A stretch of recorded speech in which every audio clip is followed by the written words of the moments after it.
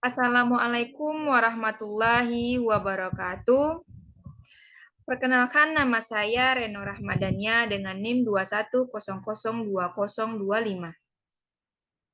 Di sini saya dari kelompok 8 akan membahas mengenai kebijakan pendidikan ini mengenai judul tentang komunikasi atau sosialisasi kebijakan. Nah, sebelumnya membahas lebih dalam apa itu komunikasi atau sosialisasi kebijakan, terlebih dahulu kita membahas apa itu sih pengertian sosialisasi. Nah, komunikasi kebijakan atau sosialisasi kebijakan itu adalah proses komunikasi yang dilakukan oleh pihak pemerintah atau lembaga yang bertanggung jawab dalam menyampaikan informasi serta tentang kebijakan-kebijakan yang akan diterapkan kepada masyarakat ataupun kelompok yang terkait. Tujuannya adalah untuk meningkatkan pemahaman serta dan partisipasi masyarakat dalam pelaksanaan kebijakan tersebut. Proses komunikasi ini mencakup pengumpulan informasi, analisis kebijakan, perencanaan komunikasi, pelaksanaan komunikasi, dan evaluasi komunikasi. Dalam proses ini, pihak pemerintah atau lembaga yang bertanggung jawab harus memastikan bahwa pesan yang disampaikan dapat dipahami oleh masyarakat dan disampaikan secara efektif melalui berbagai media dan cara komunikasi yang tepat. Nah, selanjutnya, yaitu pada poin yang kedua, yaitu perlunya sosialisasi kebijakan. Di dalam sosialisasi kebijakan ini sangat penting dalam proses kebijakan, karena ada beberapa alasan. Yang pertama yaitu meningkatkan pemahaman masyarakat tentang kebijakan yang akan diterapkan ini. Yang mana sosialisasi kebijakan ini membantu masyarakat serta untuk memahami tujuan dan manfaat serta dan konsekuensi dari kebijakan yang diambil. 2.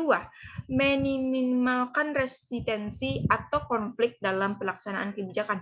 Nah, dalam ini, ketika masyarakat tidak memahami atau tidak setuju dengan kebijakan yang diambil, mereka cenderung menolak atau memprotes kebijakan tersebut. Sosialisasi kebijakan membantu meminimalkan konflik atau resistensi untuk mungkin muncul dalam pelaksanaan kebijakan. Yang ketiga yaitu meningkatkan efektivitas pelaksanaan kebijakan. Nah, dengan masyarakat yang memahami kebijakan dan partisipasi yang meningkat, pelaksanaan kebijakan menjadi lebih efektif, serta masyarakat dapat membantu pemerintah dalam pelaksanaan kebijakan dan memastikan kebijakan tersebut dapat diterapkan dengan baik. Yang keempat itu minimalkan resistensi atau konflik dalam pelaksanaan kebijakan. Nah, yang mana pada sosialisasi ini akan memanfaatkan atau memperkecil keadaan yang ada dalam konflik tersebut. Yang terakhir yaitu meningkatkan akuntabilitas pemerintah. Nah, dalam sosialisasi kebijakan membantu pemerintah untuk memberikan konfirmasi atau informasi tentang kebijakan yang diambil, serta menghindari kesan bahwa kebijakan tersebut diambil tanpa keterlibatan masyarakat. Selanjutnya yaitu model sosialisasi. Ada beberapa model sosialisasi kebijakan yang umum digunakan. Yang pertama yaitu model top-down. Ya, di mana model top-down ini merupakan model ini cenderung bersifat otoriter dan tidak mempertimbangkan para masyarakat dalam proses sosialisasi kebijakan. Yang kedua yaitu modelnya yaitu model bottom up, yang mana pada model ini mempertimbangkan partisipasi pertimbangan masyarakat dalam proses kebijakan yang lebih demokratis. Yang ketiga yaitu model interaktif, yang mana model interaktif ini adalah mempertimbangkan pengaruh timbal balik antara pemerintah dan masyarakat dalam proses kebijakan. Nah, yang terakhir yaitu model komunikasi terpadu. Nah, pada model ini mengintegrasikan berbagai elemen komunikasi seperti media, pesan, target, audiens dalam satu strategi komunikasi kebijakan. Nah, model ini mempertimbangkan kebutuhan target audiens dalam menyampaikan pesan tentang kebijakan dan mencakup berbagai media yang digunakan untuk mencapai target audiens. Nah, selanjutnya yaitu problem sosialisasi kebijakan. Nah, Seperti yang kita ketahui, ada 6 problem sosialisasi kebijakan. Yang pertama yaitu adanya ketidakjelasan tujuan, ketidakjelasan tujuan ketidakjelasan tujuan sosialisasi, yang mana penjelasannya itu terkadang tujuan sosialisasi ini kebijakan ini tidak jelas atau tidak spesifik sehingga masyarakat tidak memahami apa itu masyarakat tentang jelas yang ingin dicapai oleh pemerintah melalui kebijakan tersebut. Selanjutnya yaitu kurangnya koordinasi antara lembaga pemerintah, yang mana sosialisasi kebijakan pemerintah ini membutuhkan kerjasama antara berbagai lembaga pemerintah. Namun terkadang kurangnya koordinasi antara lembaga, pemerintah membuat solusi atau sosialisasi kebijakan dengan tidak efektif. Yang kemudian yaitu media yang tidak efektif. Nah, seperti yang ketahui, terkadang media yang digunakan oleh pemerintah itu menyampaikan kebijakan tidak efektif dalam mencapai target audiens. Hal ini dapat mengurangi efektivitas sosialisasi kebijakan. Nah, selanjutnya yaitu kurangnya partisipasi masyarakat. Seperti yang kita ketahui, sosialisasi kebijakan yang tidak melibatkan masyarakat dalam prosesnya dapat mengurangi efektivitas kebijakan. Seperti masyarakat itu perlu dilibatkan dalam proses perencanaan dan pelaksanaan kebijakan untuk meningkatkan partisipasi masyarakat tersebut. Yang kelima yaitu ketidakpercayaan masyarakat terhadap pemerintah. Nah, terkadang masyarakat itu tidak percaya terhadap pemerintah dan kebijakan yang diambil. Hal ini dapat mengurangi efektivitas sosialisasi kebijakan. Nah, yang terakhir itu tidak ada evaluasi ke sosialisasi kebijakan. Nah, tidak adanya evaluasi sosialisasi kebijakan ini dapat mengetahui efektivitas dari proses sosialisasi kebijakan yang diambil. Tanpa evaluasi, pemerintah tidak dapat mengetahui apakah sosialisasi itu telah mencapai tujuannya atau tidak. Nah, selanjutnya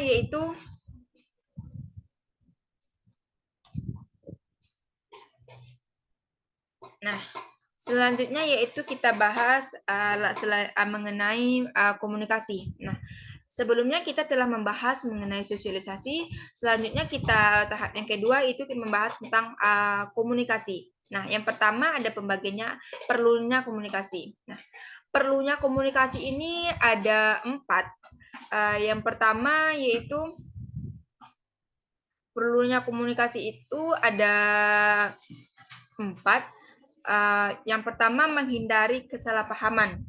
Nah, dengan adanya kita komunikasi dengan apa yang kita sampaikan pasti akan menghindari kesalahpahaman. Misalkannya saya menyampaikan sebuah instruksi, akan tetapi itu tidak sampai kepada audiens, maka itu akan menjadi kesalahpahaman jika tidak adanya penyampaian yang tidak jelas seperti itu.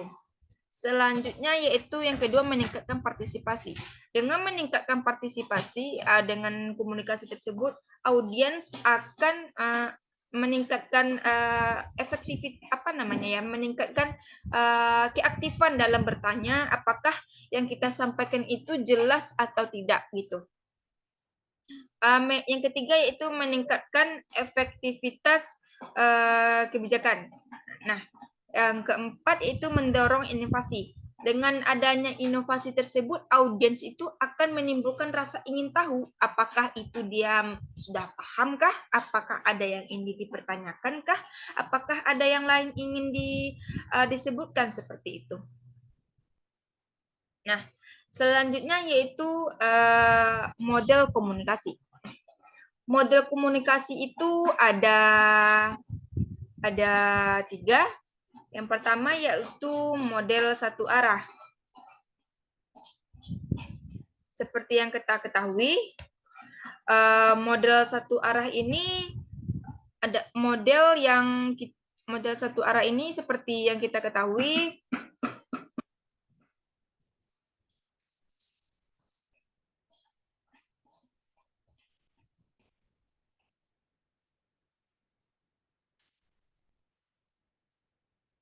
Nah, model satu arah ini yang kita ketahui itu seperti komunikasi aksi.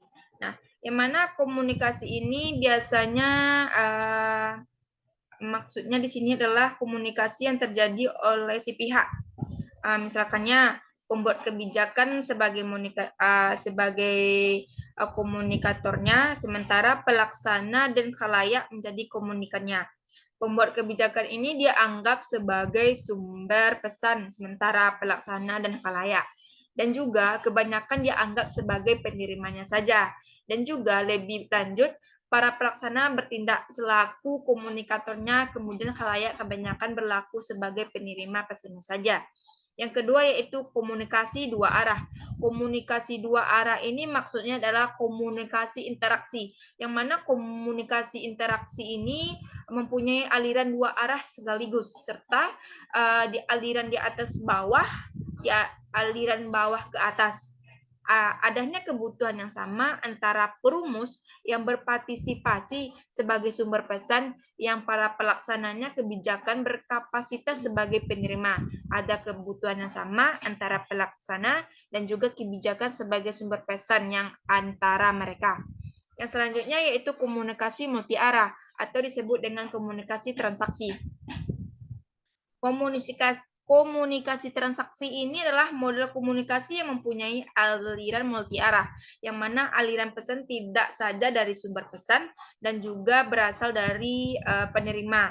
Dan juga komunikasi, komponen-komponen komunikasi ini baik bertindak selaku pemberi pesan maupun yang bertindak selaku penerima pesan.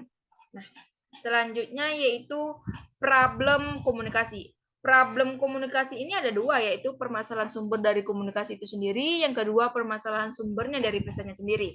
Nah, kita tahu bahwasanya yang kita bahas itu pertama permasalahan sumber komunikasi. Kita tahu permasalahan sumber dari komunikasi ini ada beberapa pembagian, yaitu ada 3, kita bahas satu persatu, yaitu satu, kurangnya ahli komunikator dalam menyampaikan pesan-pesan kebijakan. Yang kedua yaitu komunikatornya mempunyai referensi yang berbeda dengan komunikan dengan banyak hal. Yang ketiga yaitu kurangnya kredibilitas, yang mana komunikator di mata komunikan meliputi banyak hal yang mulai dari tingkat ketokohannya di masyarakat ataupun di mata komunikannya.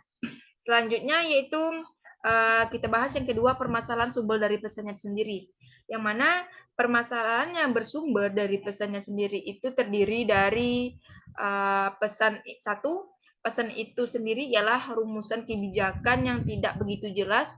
Ketidakjelasannya rumusan ini terjadi sebagai akibat dari banyaknya kompromi dan upaya konsensus yang dilakukan oleh para aktor pada saat merumuskan kebijakan. Selanjutnya yaitu yang kedua, sebagai rumusan yang baru dan belum menghalayak, bisa jadi rumusan kebijakan tersebut dirasakan asing oleh khalayak. Yang terakhir yaitu adanya sebagai akibat dari komprominya banyak aktor dalam merumuskan kebijakan. Nah, mungkin itu yang dapat saya sampaikan mengenai kebijakan komunikasi sosial atau sosialisasi kebijakan.